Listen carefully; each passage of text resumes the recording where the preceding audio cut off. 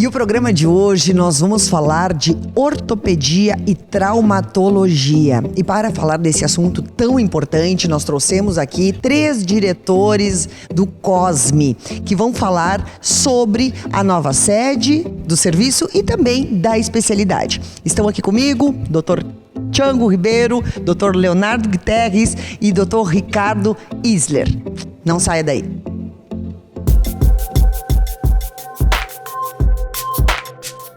Aqui tem gente, aqui tem vida, aqui tem Unimed. Grupo Felite, levando felicidade para onde for. Distribuidora Santa Lúcia, a energia de quem sabe onde quer chegar. LabMed, 60 anos em sintonia com a vida. Muito bem, então, no nosso programa nós vamos falar sobre cirurgias de traumatologia e ortopedia. Vamos então começar com o diretor do COSME, para falar das novidades que este ano o COSME está com sede nova. Fala um pouquinho, então, quais são as novidades, doutor Leonardo Guterres. Prazer estar aqui na revista, aqui na sede da Interativa. Essa revista aqui é da comunidade, grande relevância em Santa Maria. Então a gente está começando agora uma nova etapa na nossa clínica, que é a inauguração da nossa nova sede, que vai ser no edifício do ICARD, no 10º andar. E é uma vitória para a nossa clínica. Nossa clínica é uma clínica jovem, mas nós já vamos para a nossa 3ª sede. Então, a cada etapa, nós construímos, a gente cresce, integramos novos colegas e dessa vez não é diferente. A gente vai para uma sede de 350 metros, em média, mais ou menos. Hoje a gente tem uma sede que é a metade dessa, mas a gente sentiu a necessidade de crescer, de dar mais suporte, conforto para os nossos pacientes. Como todos já viram, a revista Interativa publicou aqui o grupo do COSME no mês passado, e é um grupo grande, né? Como vocês conciliam tantas especialidades e essa questão de gestão de equipe? Até porque aqui nós temos 2 profissionais com a mesma especialidade. Como que vocês conseguem fazer essa gestão de equipe? O nosso grupo é formado por amigos, então a gestão ela é tranquila, como eu posso dizer, respeitando a individualidade de cada um. Tá? Nós temos aqui entre nós 2 cirurgiões de quadril, eles são sócios, assim como todos nós, eles dividem cirurgias, dividem problemas, conquistas, assim como todo o grupo. Então, acima de tudo, nós somos amigos e a gente trabalha entre as especialidades, ou quando eu tenho um paciente que precisa de quadril, os colegas entram junto, assim como eles precisam de ombro. Então, nós trabalhamos como amigos mesmo, dividindo os problemas e as conquistas. Antes de eu conversar então, com os cirurgiões de quadril, eu queria então uma fala sobre quais são os principais problemas das cirurgias de ombro, qual é a resolutividade, a eficiência, enfim, fala um pouco especificamente das cirurgias de ombro. Então, a cirurgia de ombro ela evoluiu muito nos últimos anos. Praticamente a cirurgia de ombro chegou no país há 20, 30 anos. Antigamente a pessoa tinha um problema no ombro, ela era diagnosticada como reumatismo e era aquilo que ela teria para o resto da vida. Mas a medicina evolui, assim como a cirurgia de ombro. Então, hoje nós temos cirurgias minimamente invasivas, videoartroscopias. A gente dispõe também de próteses de ombro. Então, a gente consegue dar uma qualidade de vida para o paciente, diminuir dor do paciente, assim como as várias técnicas para tratamento de fraturas. Então, cada vez as incisões são menores, o resultado é melhor, os materiais são melhores. Então, o crescimento da cirurgia do ombro nos últimos anos é imenso. E vamos então falar um pouquinho das novidades, falar do Dr. Ricardo. O que nós temos de novidade, então, na cirurgia de quadril? Primeiro, obrigado pelo convite. É muito bom a gente poder estar aqui e poder passar um pouco do que é o nosso trabalho, né, do que é a nossa rotina. E a cirurgia do quadril, assim como várias gamas da medicina, né, elas evoluíram muito nos últimos anos. E a cirurgia do quadril ela não deixou de ser mais uma das que evoluiu muito. Então hoje a gente já tem a possibilidade de fazer tratamentos mas que tem uma recuperação mais rápida para o paciente, né, que tem uma reabilitação mais rápida, tanto nas fraturas quanto nos tratamentos da ortopedia. Né? Então, a a cirurgia mais consagrada da cirurgia do quadril, que é a artroplastia, né, que é colocar a prótese de quadril, né, que há cerca de 20, 30 anos atrás, os pacientes no pós-operatório eles ficavam 20, 30 dias internados no hospital. Hoje em dia a gente dá alta para a grande maioria dos pacientes em 48 horas. Né? 90% dos pacientes em 48 horas estão em casa caminhando. A grande maioria dos pacientes que a gente opera são acima dos 60 anos. Né? Então, isso aí traz um ganho de capacidade de reabilitação e capacidade também de ter um cuidado melhor, inclusive da família, né? Porque o paciente está internado, ele tem uma pessoa que está junto com ele.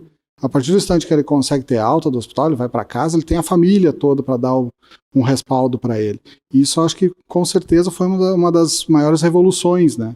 A questão de se ter uma qualidade melhor de procedimento e, em função disso, a gente conseguir fazer com que esses pacientes consigam retornar à sua vida normal, né, o mais rápido possível. Acho que isso é o principal ganho dos últimos anos. Claro, a gente tem também um ganho muito grande na questão dos materiais, né? Hoje os materiais que são usados nas cirurgias, eles têm uma qualidade maior, são mais anatômicos, têm uma capacidade de fazer uma recomposição da biomecânica do paciente muito maior, né? E isso com certeza ajuda bastante justamente nessa reabilitação. Cirurgias mais rápidas, menos invasivas e com a reabilitação mais rápida. Não, mas isso é muito bom, esse tempo reduzido de internação, porque já reduz, né, o risco de infecção hospitalar, e a gente sabe que na terceira idade já existem outras doenças concomitantes, então quanto mais rápido ele pudesse estar junto à família, é um ganho, né? Um ganho para o hospital e é um ganho para o paciente. Isso é muito bom. Sem dúvida. Normalmente os pacientes, principalmente os pacientes com fraturas, né, eles, na grande maioria das vezes, já vêm com outras comorbidades. Exatamente. E isso faz com que sempre se tenha um risco aumentado de ter alguma complicação durante a internação e tudo isso. Então, com certeza, uma permanência menor no hospital, menos tempo acamado, menos tempo sem sair da cama, caminhar, isso sem dúvida faz muita diferença. Principalmente para a recuperação pós-operatória.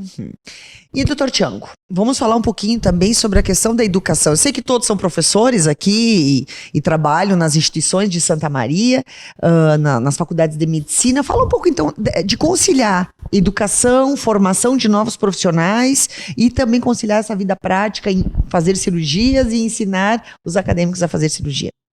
Tudo bom, Silvana? Obrigado pelo convite É um para a prazer. gente estar aqui, né, e fazer esse papo legal sobre a ortopedia e a traumatologia na cidade de Santa Maria. Então, a educação, acho que ela caminha desde muito antigamente junto com a profissão médica. Ou seja, eu costumo dizer que está na praxis de exercer a medicina educar. Então, a gente sempre busca aprender não só para os nossos pacientes e trazer novidades para os nossos pacientes, mas a gente se atualiza também para poder ensinar adequadamente dentro do que se tem de últimos conceitos, de últimos guidelines para os alunos. É claro que é um pouco difícil devido tanto à rotina no privado, quanto à própria rotina dentro das instituições de ensino, a gente conseguir conciliar as duas atividades. Mas nada que seja impossível. E, na verdade, eu acho que todos nós aqui, a gente divide do gosto, do amor pela docência. Então, faz parte da nossa vida, né, ensinar, faz parte da gente buscar essas atualizações para os alunos, né, e apesar de demandar um pouco de tempo, é prazeroso demais tu ver depois o teu aluno formado, tu encontrar ele e tu saber que alguns deles seguiram o teu caminho, seguiram o caminho da especialidade da ortopedia e da traumatologia. E acaba sendo uma inspiração, né? Aquele professor que tem aquele amor, que acaba mostrando, né, aquele diferencial na aula, nas técnicas, ele acaba inspirando essa nova geração. Com certeza isso forma novos cirurgiões e inspira outros profissionais. Mas eu gostaria de falar um pouco também sobre as mesmas cirurgias de quadril que são feitas nos hospitais privados, são feitas lá no hospital universitário? Basicamente as mesmas, ou seja, a gente realiza as mesmas cirurgias de artroplastia, ou seja, de troca da articulação degenerada, ou seja, envelhecida, por uma articulação protética, né, que se chama de a prótese de quadril. Então a gente consegue hoje realizar a mesma cirurgia que se realiza em nível privado dentro do hospital universitário, com materiais adequados, materiais de ponta, de última linha, né, para pacientes principalmente jovens. Então, e na parte de cirurgia de quadril, já que nós temos 2 cirurgiões de quadril, quantas cirurgias são feitas lá no USME e quantas são feitas na rede privada? Infelizmente, no USME a gente tem um pouco volume de cirurgias eletivas, né, por problemas de artrose sendo realizados. Por quê? É basicamente uma conta que não fecha. Enquanto Porto Alegre tem 7, 8 hospitais atendendo alta complexidade pelo SUS, realizando cirurgias não só de quadril, mas de coluna, de joelho, né, de ombro.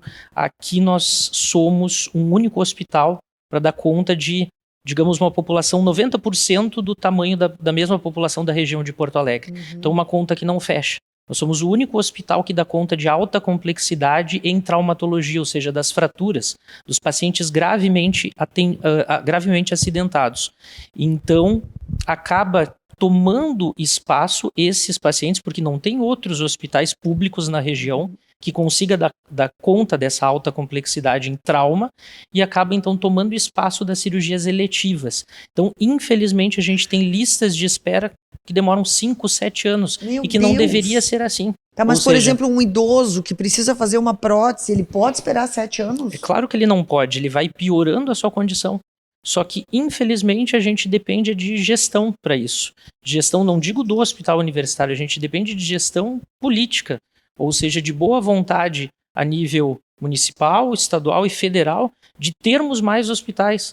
É uma conta que não fecha, é um hospital para talvez 44 municípios da região. É uma média de 2 milhões de pacientes que a gente acaba enquanto Porto Alegre são 7, 8 hospitais para dar conta de um número próximo, aproximadamente igual de municípios. Então, uma conta que não fecha, que não tem como dar certo.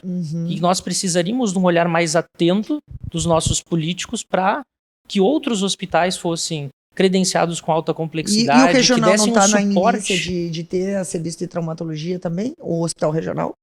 O hospital regional ele tem um serviço de ortopedia e traumatologia, mas é um serviço eletivo e que atende cirurgias de média e baixa complexidade. Ele não atende trauma, né, não atende acidentados e também não atende a alta complexidade em ortopedia e traumatologia.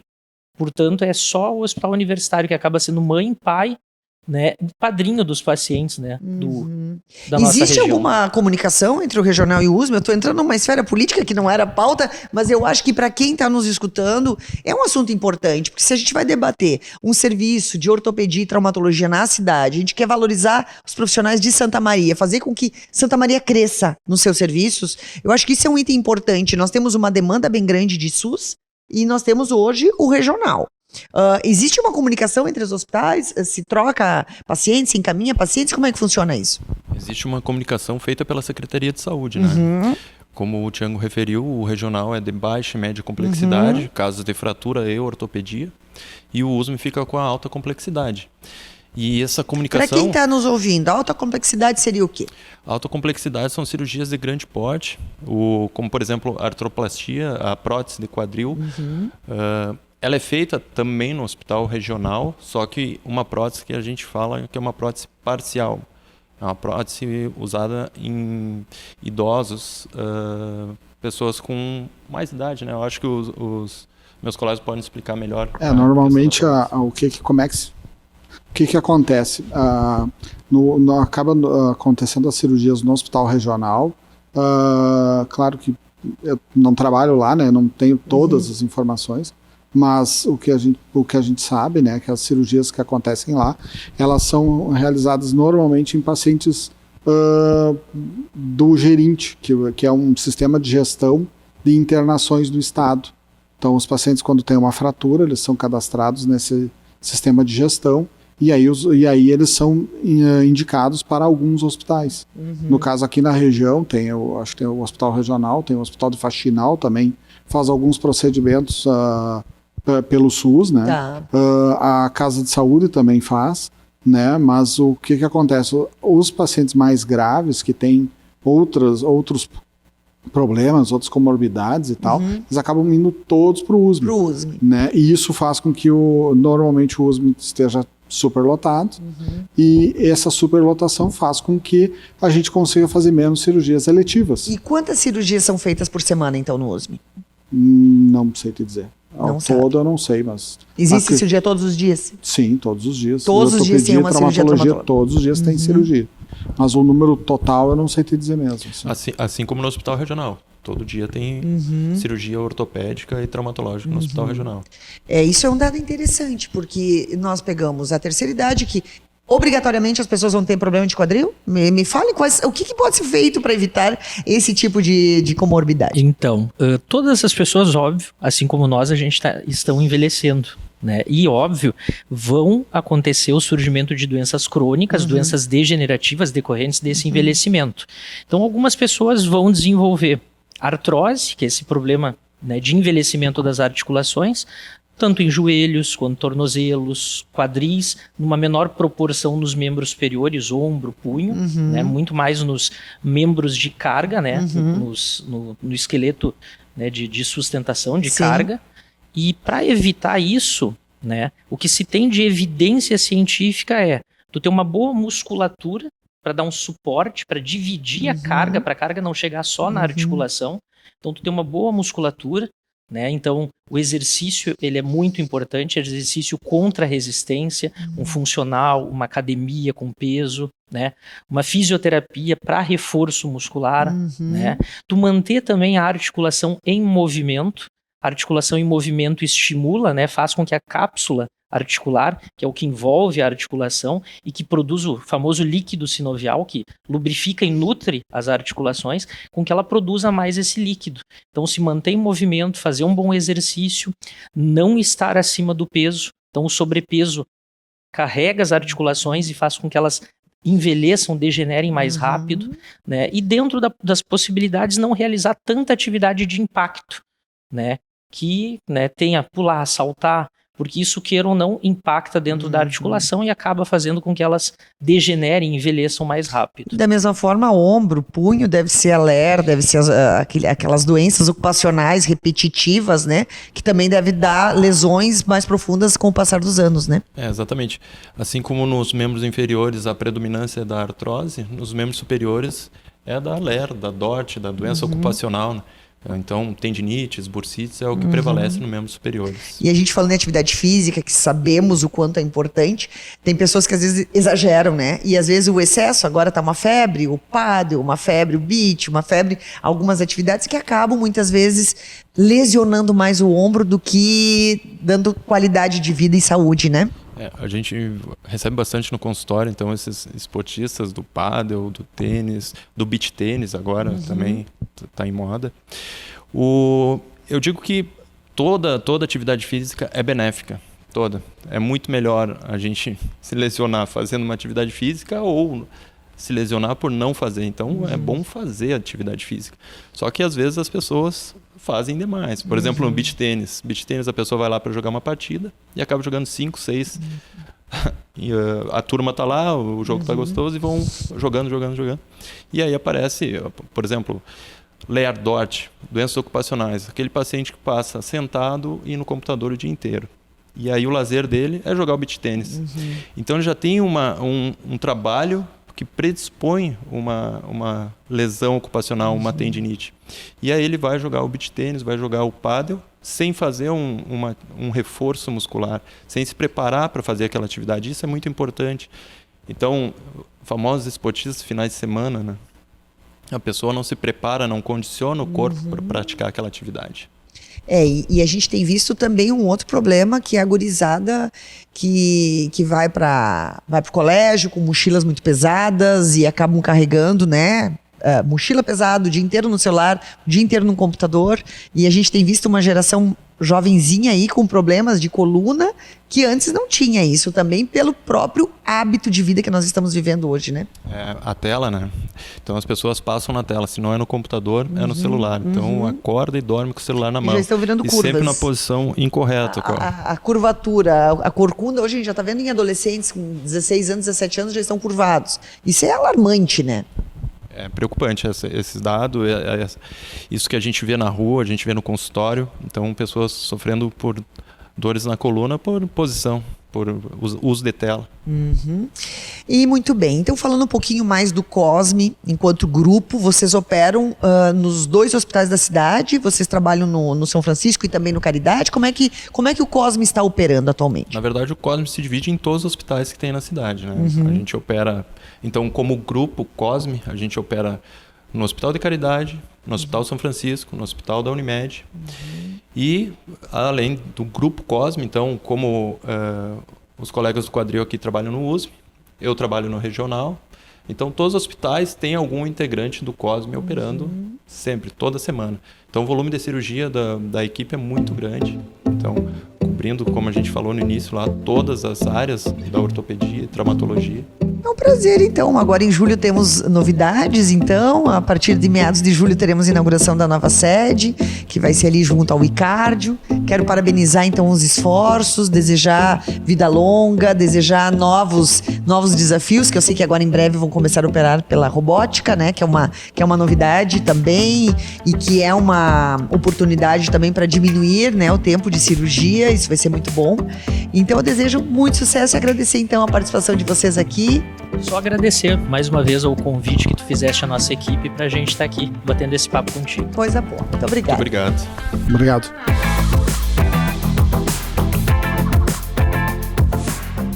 Aqui tem gente. Aqui tem vida. Aqui tem Unimed. Grupo Felite, levando felicidade para onde for. Distribuidora Santa Lúcia, a energia de quem sabe onde quer chegar. LabMed, 60 anos em sintonia com a vida.